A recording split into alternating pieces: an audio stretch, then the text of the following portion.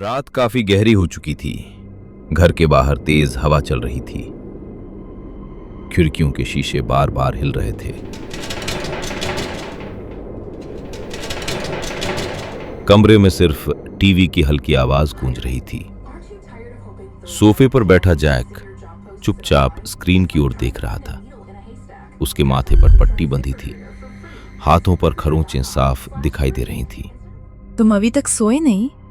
नींद नहीं आ रही। डॉक्टर ने आराम करने को कहा था। जैक कोई जवाब नहीं देता, बस टीवी की तरफ देखता रहता है। तभी कमरे से कदमों की आवाज आती है।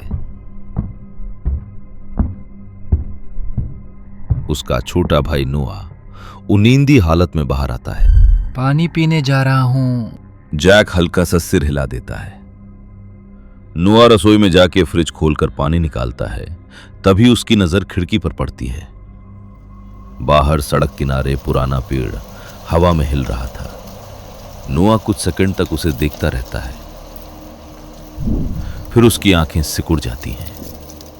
पेड़ के पीछे कोई खड़ा था। धीरे धीरे एक चेहरा बाहर आता है।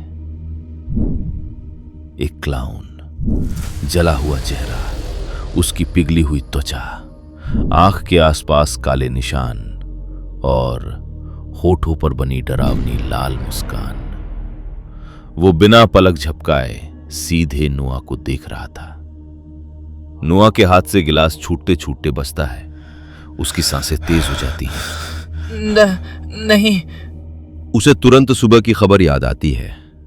स्टारलाइट सर्कस के क्लाउन मार्टिन की सड़क हादसे में मौत। नोआ घबराकर पीछे हटता है, लेकिन अगले ही पल वो क्लाउन पेड़ के पीछे से गायब हो जाता है। नोआ डरते हुए खिड़की के पास जाता है और बाहर झांकता है। सड़क खाली थी, सिर्फ अंधेरा और हवा की आवाज। नोआ राहत की सांस लेता है, फिर जैसे ही पीछे मुड़ता है, खिड़की के शीशे पर किसी का हाथ जोर से आकर लगता है। नोआ उछल पड़ता है। धीरे धीरे उसकी नजर ऊपर जाती है। खिड़की के ठीक बाहर वही क्लाउन खड़ा था। उसका जला हुआ चेहरा शीशे से चिपका हुआ था और होंठों पर वही अजीब मुस्कान फैली हुई थी। उसकी चीख सुनते ही जैक और उसकी पत्नी भागते हुए रसोई में आते हैं। क्या हुआ? नोआ कांपते हुए खिड़की की तरफ इशारा करता है। वो बाहर था। कौन? वही क्लाउन मार्टिन। तीनों खिड़की की तरफ देखते हैं, लेकिन वहां अब कोई नहीं था। कमरे में कुछ पल के लिए सन्नाटा छा गया। जैक का चेहरा उतर चुका था। उसकी आंखों में डर साफ दिखाई दे रहा था। ये मार्टिन कौन है? जैक कुछ सेकंड चुप बैठा रहा, जैसे किसी पुरानी याद से बचने की कोशिश कर रहा हो। फिर उसने धीमी आवाज में कहा, काश उस रात हम उसे छोड़कर नहीं भागते। नोआ और जैक की पत्नी एक दूसरे को देखने लगते हैं। बाहर हवा और तेज चलने लगती है। जैक धीरे धीरे बोलना शुरू करता है। कुछ दिन पहले पूरे शहर में स्टारलाइट सर्कस आने की खबर फैल गई थी। अगली सुबह पूरा शहर सर्कस की बातों से भरा हुआ था। हर सड़क पर रंगीन पोस्टर्स लगे थे। बच्चे खुशी से मैदान की तरफ भाग रहे थे। समुद्र किनारे बने बड़े मैदान में तैयारियां चल रही थी। बड़े झूले लगाए जा रहे थे। मजदूर रस्सियां खींच रहे थे। लेकिन किसी को नहीं पता था कि उस सर्कस के साथ कुछ और भी शहर में आ रहा था। उस रात सर्कस का सामान लेकर कई गाड़ियां शहर की तरफ बढ़ रही थीं। एक बड़ी वैन के अंदर सर्कस के कलाकार बैठे थे। तेज म्यूजिक चल रहा था। सब हंस रहे थे। सिर्फ मार्टिन चुप था। उसके चेहरे पर आधा मेकअप लगा हुआ था। लाल नकली नाक उसकी जेब में पड़ी थी। रॉनी उत्साहित होकर बोला, इस बार नाइफ एक्ट में नया स्टंट करूंगा। ऑडियंस पागल हो जाएगी या फिर किसी का सिर उड़ जाएगा। गाड़ी में हंसी गूंजने लगी। तभी रॉनी की नजर मार्टिन पर जाती है। कम से कम मैं क्लाउन बनकर बच्चों को डराता नहीं घूमता। कुछ लोग हंसने लगे। पीछे बैठा जैक भी मुस्कुराया। सच में क्लाउन एक्ट सबसे बेकार होता है। और सबसे कम पैसे भी इसी को मिलते हैं। फिर भी हर साल मेकअप लगाकर पहुंच जाता है। पूरी वैन में ठहाके गूंज उठे, लेकिन मार्टिन नहीं हंसा। वो बस खिड़की के बाहर देखता रहा। कुछ सेकंड बाद उसने धीमी आवाज में कहा, क्लाउन होना आसान नहीं होता। सब धीरे धीरे चुप हो गए।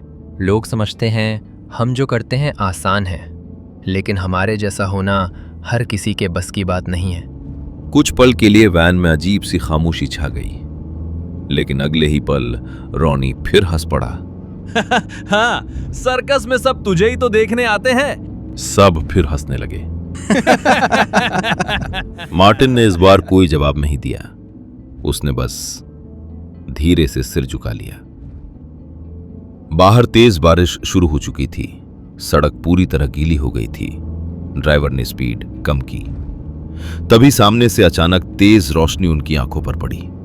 एक बड़ा ट्रक गलत दिशा से उनकी तरफ आ रहा था। सावधान! अगले ही पल भयानक टक्कर की आवाज पूरी सड़क पर गूंज उठी। वैन बेकाबू होकर सड़क से फिसली और कई बार पलटती चली गई। अंदर बैठे लोग चीखने लगे। शीशे टूट गए, लोहे की सीटें उखड़ गईं। कुछ सेकंड बाद गाड़ी सड़क किनारे उल्टी पड़ी थी। चारों तरफ धुआं फैल चुका था। ड्राइवर का दम निकल चुका था और बाकी 4 पैसेंजर की हालत भी ठीक नहीं थी। जैक दर्द से कराहते हुए बाहर निकला।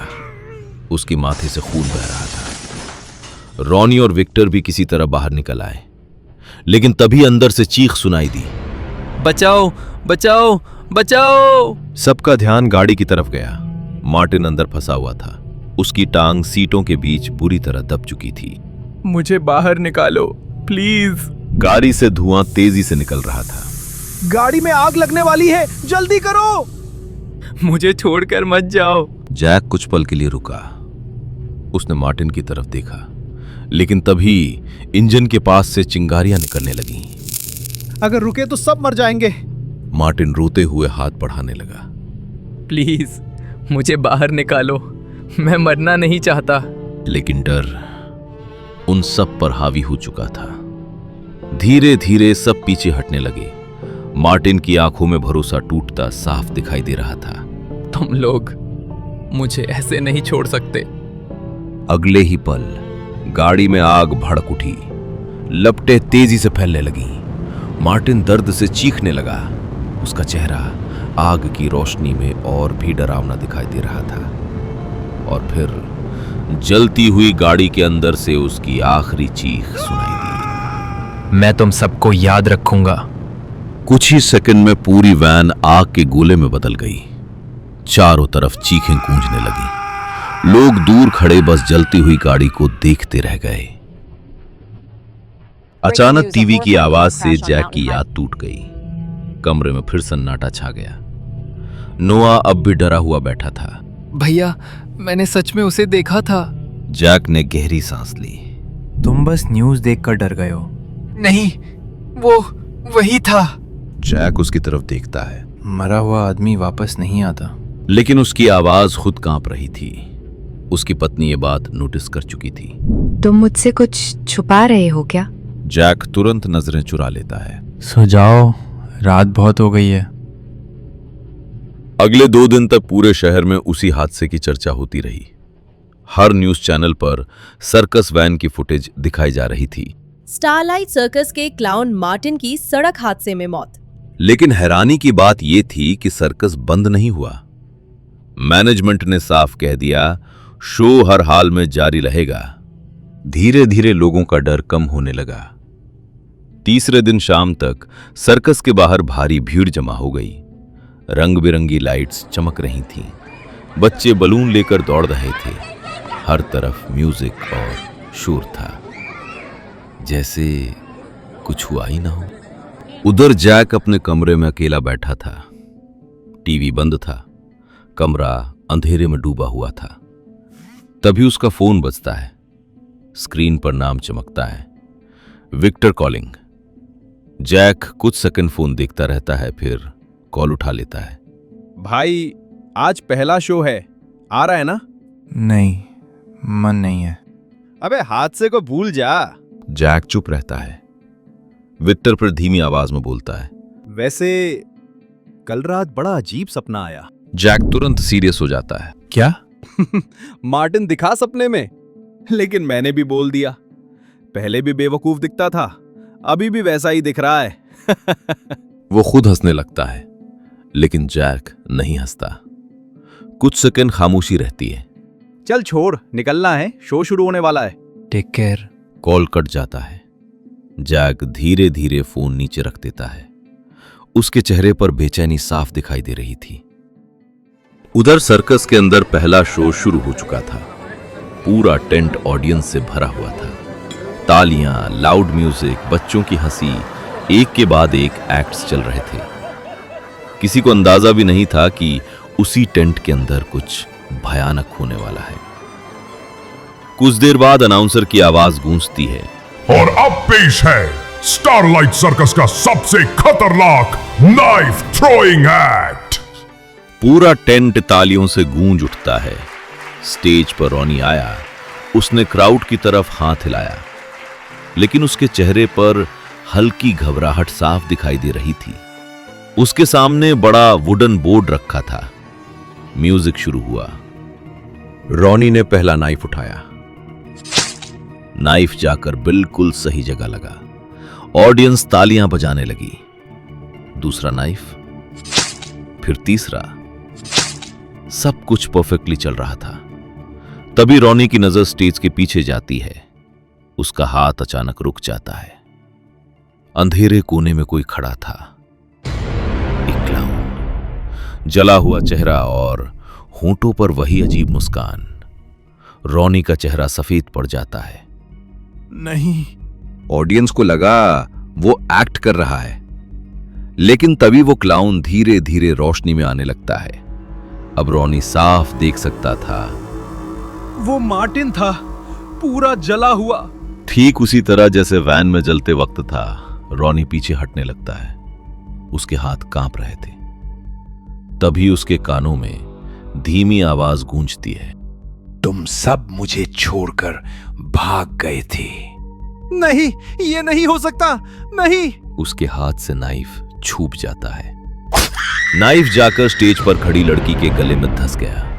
पूरा टेंट चीखों से गूंज उठता है। लोग अपनी सीटों से उठकर भागने लगते हैं।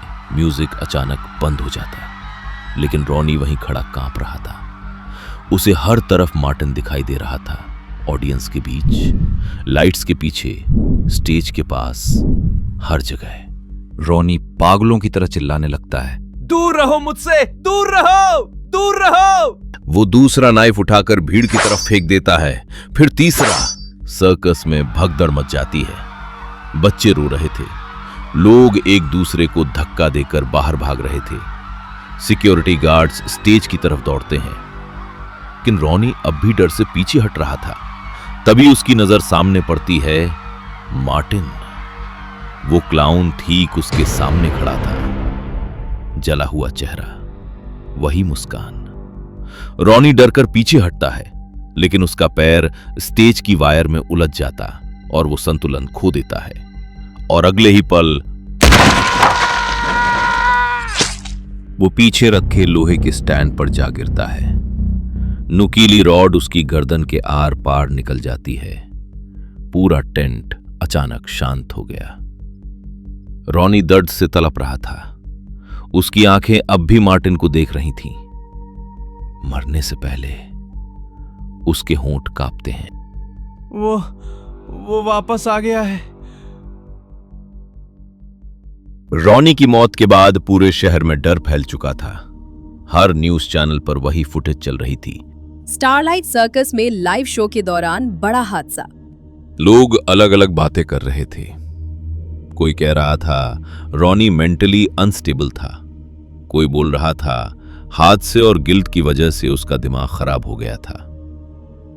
लेकिन सर्कस के कुछ लोग जानते थे कुछ तो गलत था। उनमें से एक था हुक ऑपरेटर ईथन। शो के दौरान वही ऊपर से लाइट्स और स्टंट हुक्स संभालता था। उस रात उसने बैकस्टेज से सब कुछ देखा। रॉनी अचानक किसी को देखकर डर गया था और कुछ सेकंड के लिए ईथन को भी स्टेज के पीछे एक क्लाउन दिखाई दिया, जला हुआ चेहरा और अजीब मुस्कान। अगली सुबह ईथन सीधे मैनेजमेंट ऑफिस पहुंचा। अंदर manager mister D Costa workers पर चिल्ला रहा था। आज का शो कैंसिल नहीं होगा, समझे सब? तभी ईथन धीरे से बोलता है, सर, मुझे आपसे कुछ जरूरी बात करनी है। द कोस्टा चिढ़कर उसकी तरफ देखता है। अब क्या हुआ? ईथन कुछ पल चुप रहता, फिर धीमी आवाज में बोलता है, कल रात बैकस्टेज में कोई था। कौन? मार्टिन, वो क्लाउन। कमरे में अचानक सन्नाटा छा जाता। फिर डी कोस्टा हंस पड़ता है। तुम भी पागल हो गए हो क्या? सर, मैं झूठ नहीं बोल रहा। रॉनी मरने से पहले उसी को देख रहा था। द कोस्टा अचानक गुस्से में उसके पास आता है। बस। ईथन चुप हो जाता। मार्टिन मर चुका है और अगर ये भूत प्रेत वाली बातें बाहर फैली तो सर्कस बंद हो जाएगा। लेकिन सर। No more discussion. कुछ सेकंड खामोशी रहती, फिर डी कोस्टा धीरे से बोलता है, अब जाओ और अपना काम करो। ईथन धीरे धीरे ऑफिस से बाहर निकल जाता है, लेकिन उसके चेहरे पर डर साफ दिखाई दे रहा था। शाम ढल चुकी थी। सर्कस मैदान के बाहर हल्का अंधेरा फैल गया। ठंडी हवा चल रही थी। ईथन तेजी से बाहर निकल रहा था। तभी उसे पीछे कदमों की आवाज सुनाई देती है। ईथन धीरे धीरे रुक जाता। उसकी सांसें तेज हो जाती। वो पीछे मुड़कर देखता है। सर्कस गेट के पास कोई खड़ा था, एक क्लाउन। ईथन की आंखें फैल जाती हैं। नहीं, ये कैसे हो सकता है? वो धीरे धीरे पीछे हटने लगता है, लेकिन मार्टिन उसकी तरफ बढ़ता जा रहा था। उसके जूतों की आवाज सुनसान मैदान में गूंज रही थी।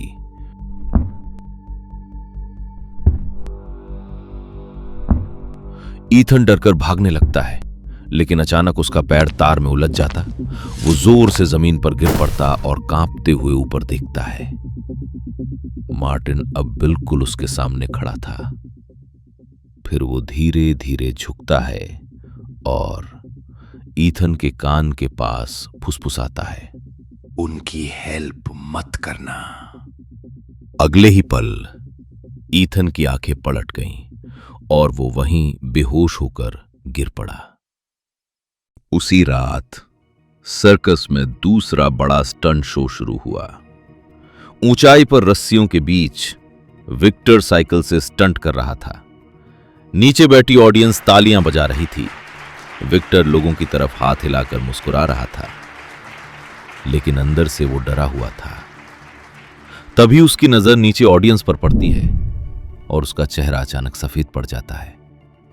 भीड़ के बीच मार्टिन खड़ा था, जला हुआ चेहरा और वही डरावनी मुस्कान। विक्टर की सांसें तेज हो जाती, उसका बैलेंस डगमगाने लगता है। तभी उसके कानों में आवाज गूंजती है, तुम भाग गए थे मुझे जलता हुआ छोड़ के। नहीं नहीं, मरने के लिए तैयार हो जाओ। मुझे माफ कर दो। उसका बैलेंस पूरी तरह बिगड़ जाता है और अगले ही पल वो कई फीट ऊपर से नीचे गिर पड़ता है। पूरा टेंट चीखों से गूंज उठता है। विक्टर दर्द से तड़प रहा था। उसके हाथ पैर बुरी तरह टूट चुके थे। लोग घबराकर उसकी तरफ भागते हैं। विक्टर दर्द में कांपते हुए सिर्फ एक ही नाम दोहराता है, मार्टिन। कुछ देर बाद उसे अस्पताल ले जाया जाता है। कमरे में अजीब सन्नाटा था। विक्टर ऑक्सीजन मास्क लगाए लेटा था। उसकी आंखों में डर साफ दिखाई दे रहा था। मैंने उसे देखा था। पास खड़ा डॉक्टर कंफ्यूज्ड होकर उसे देखता है। विक्टर कांपती आवाज में कहता है, वो हम सबको मार डालेगा। विक्टर के हादसे के बाद पूरा शहर डर गया था। 2 बड़े हादसे और दोनों में एक ही नाम सामने आ रहा था, मार्टिन। कुछ लोग इसे अफवाह कह रहे थे, लेकिन सर्कस के अंदर काम करने वाले अब सच में डरने लगे थे। उधर ईथन की हालत हर दिन खराब होती जा रही थी। वो ठीक से सो भी नहीं पा रहा था। बार बार उसे वही जला हुआ चेहरा दिखाई देता और हर रात उसके कानों में वही आवाज गूंजती, उनकी मदद मत करना। आखिरकार एक दिन ईथन सीधे पुलिस स्टेशन पहुंच गया। अंदर कुछ ऑफिसर्स सर्कस हादसों की फाइल्स देख रहे थे। ईथन घबराया हुआ उनके सामने बैठ जाता है। हाँ बोलो, क्या बात है? ईथन कुछ सेकंड चुप रहता, फिर धीमी आवाज में बोलता है, सर, रॉनी और विक्टर का हादसा एक्सीडेंट नहीं था। ऑफिसर हंसता है। तो क्या था? ईथन कांपती आवाज में बोलता है, मार्टिन वापस आ गया है। कमरे में कुछ पुलिस वाले हंसने लगते हैं, लेकिन पीछे बैठा एक बूढ़ा कांस्टेबल अचानक सीरियस हो जाता है। उस क्लाउन की मां अभी भी पुराने पुर्तगाली इलाके में रहती है। ईथन तुरंत उसकी तरफ देखता है। आप जानते हैं उसे? कांस्टेबल गहरी सांस लेता है। पूरा शहर जानता था उसे। बेचारा थोड़ा अलग था। कुछ देर बाद ईथन पुराने पोर्चुगीज इलाके में पहुंचता है। टूटे हुए पुराने घर, सकरी गलियां और चारों तरफ अजीब खामोशी। काफी पूछने के बाद वो एक छोटे पुराने घर के सामने रुकता है। दरवाजा आधा खुला था। ईथन धीरे से आवाज लगाता है, हेलो। अंदर से एक बूढ़ी औरत बाहर आती है। सफेद बाल, कमजोर शरीर और आंखों में गहरी उदासी। आप मारिया हैं? औरत धीरे से सिर हिला देती है। ईथन कुछ पल चुप रहता, फिर बोलता है, मैं मार्टिन के बारे में जानना चाहता हूँ। इतना सुनते ही मरिया की आंखें भर आती हैं। वो धीरे से दरवाजा खोलती है। अंदर आ जाओ। घर के अंदर सन्नाटा था। दीवारों पर पुराने फोटोज लगे थे। एक फोटो में छोटा मार्टिन क्लाउन ड्रेस पहनकर मुस्कुरा रहा था। मरिया उस फोटो को देखते हुए बोलती है, बचपन से अलग था वो। उसकी आवाज भर जाती है। बाकी बच्चों की तरह तेज नहीं था। लोग उसका मजाक उड़ाते थे। कई बार बच्चे उसे पत्थर तक मारते थे, लेकिन उसने कभी किसी का बुरा नहीं किया। फिर मरिया धीरे से मुस्कुराती है। उसे सर्कस बहुत पसंद था। उसे लगता था वहां उसे दोस्त मिलेंगे। उसे सिर्फ दोस्त चाहिए थे। बाहर हल्की बारिश शुरू हो चुकी थी। कुछ देर बाद ईथन वहां से वापस लौट आया, लेकिन अब उसके मन में डर के साथ साथ मार्टिन के लिए दुख भी था। रात काफी हो चुकी थी। वो घर पहुंचा और धीरे धीरे अपने कमरे की तरफ बढ़ा। पूरा घर शांत था। जैसे ही उसने कमरे का दरवाजा खोला,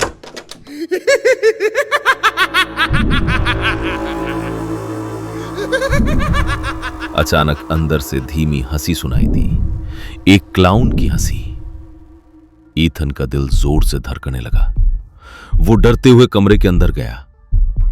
कमरा खाली था, लेकिन तभी उसकी नजर सामने लगे मिरर पर पड़ी और अगले ही पल उसका चेहरा डर से सफेद पड़ गया। मिरर पर खून से लिखा था, उन दोनों की मदद मत करना, वरना पछताओगे।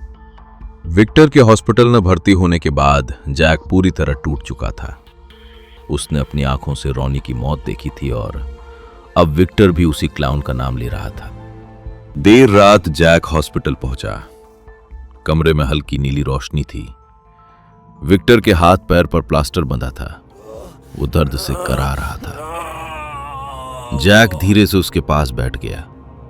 कुछ देर दोनों चुप रहे। फिर विक्टर धीमी आवाज में बोला, वो हमें नहीं छोड़ेगा। जैक उसकी तरफ देखता है। मार्टिन, वो बदला ले रहा है। कमरे में खामोशी छा जाती। इस बार जैक बहस नहीं करता, क्योंकि अब उसे भी यकीन होने लगा था हमें यहां से निकलना होगा। विक्टर धीरे से उसकी तरफ देखता है। अगर हम इस शहर में रहे तो हम दोनों मर जाएंगे। उसी रात दोनों चुपचाप हॉस्पिटल से निकल जाते हैं।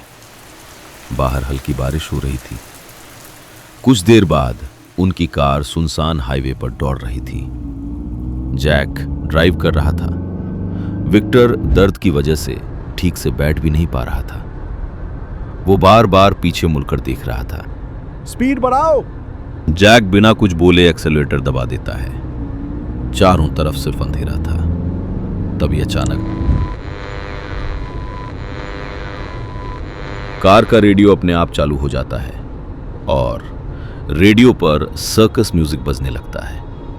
वही म्यूजिक जो शो शुरू होने से पहले बजता था।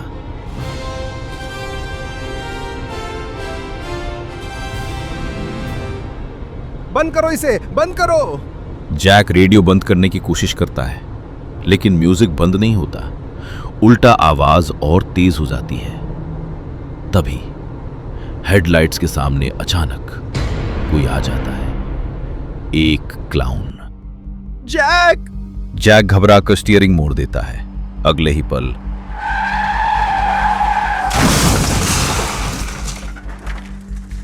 कार सड़क किनारे खंबे से टकरा जाती है। कुछ सेकंड में सब शांत हो जाता। कार का अगला हिस्सा पूरी तरह टूट चुका था। जैक स्टीयरिंग पर झुका पड़ा था। उसके सिर से खून बह रहा था। वो मर चुका था। दूसरी तरफ विक्टर सीटों के बीच बुरी तरह फंस गया। उसकी टांगे हिल भी नहीं पा रही थी। वो दर्द से चीखने लगता है।